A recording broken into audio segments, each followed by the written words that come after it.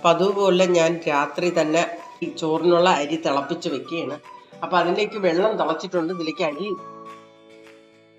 ഇട്ട് കൊടുക്കാം.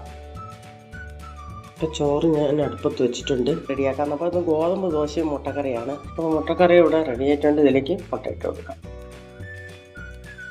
അപ്പോൾ നമുക്ക് ബാക്കിയും കൂടെ ഇതേപോലെ ചുറ്റും.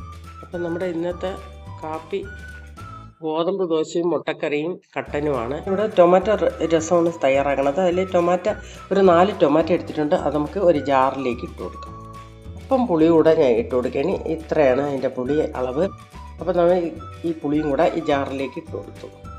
ഇതിലേക്ക് അല്പം വെള്ളം ഒഴിച്ചു കൊടുക്കാം. ഇതൊന്ന് അരിച്ചെടുക്കാം.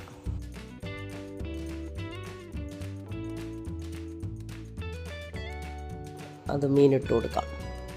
ചെറുകെ ഒന്ന് ഇളക്കി. മെഴുക്കുവരട്ടി ഇവിടെ റെഡി ആയിട്ടുണ്ട്. വെളിച്ചെണ്ണ ഒഴിച്ചു കൊടുക്കാം.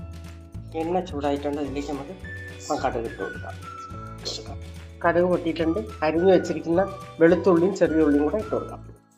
ഇതിലേക്ക് നമ്മൾ എടുത്ത് വെച്ചിരിക്കുന്ന കറിവേപ്പില കൂടെ ഇട്ട് കൊടുക്കാം. ഇതിലേക്ക് അല്പം മല്ലിപ്പൊടിയാണ് ഇട്ട് കൊടുക്കണം.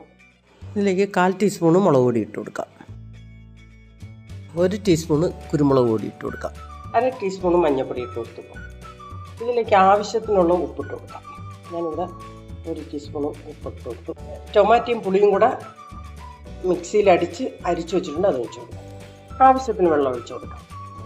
അപ്പോൾ നമ്മുടെ ടൊമാറ്റോ രസം ഇവിടെ റെഡി ആയിട്ടുണ്ട്. നമ്മുടെ മീൻകറി ഇവിടെ റെഡി ആയിട്ടുണ്ട്. നമുക്ക് സ്റ്റൗ ഒന്ന് ഓഫാക്കി കൊടുക്കാം. അപ്പോൾ നമ്മുടെ രസം ഇവിടെ തിളയ്ക്കാൻ തുടങ്ങിയാണ്. നമ്മൾ ഇറക്കി. ഊണ് ഇവിടെ റെഡി ആയിട്ടുണ്ട്.